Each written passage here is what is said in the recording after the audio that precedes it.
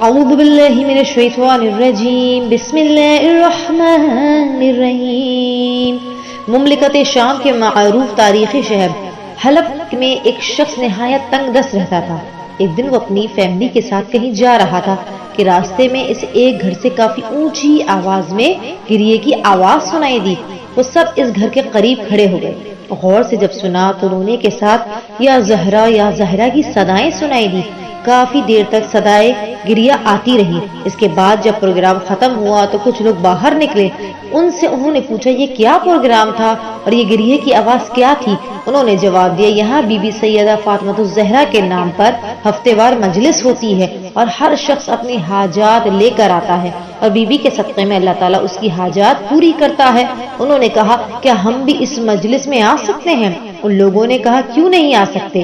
چنانچہ وہ آئندہ ہفتے کو وہاں گئے اور مجلس میں شرکت کی اور اپنی حاجت بارگاہ پروردگار میں پیش کی۔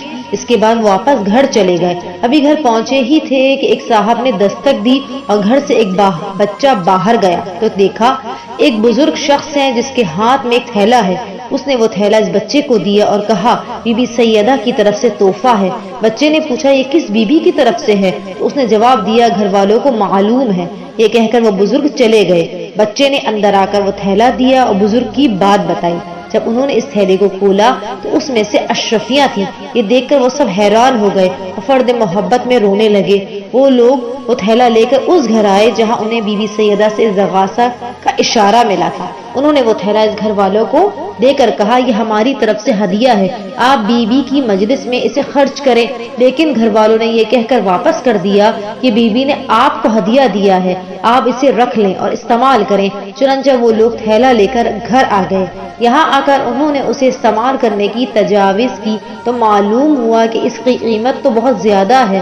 بہرحال انہوں نے اس کا کچھ حصہ کام میں لگایا تو اللہ تعالیٰ نے انہیں بہت زیادہ برکت دی جس سے وہ دنوں ہی دنوں میں ثروت مند ہو گئے۔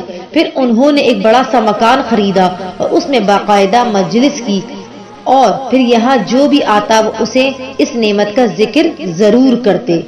اس واقعے سے یہ سبق ملتا ہے کہ جناب سیدہ سلام اللہ علیہ کی چاہے مجلس ہو چاہے جب بھی کبھی ان کو صدق دل سے پکارا جائے بی بی امداد کو ضرور پہنچتی ہیں۔ وصلی اللہ علی محمد وآل محمد فعجل فرجہم۔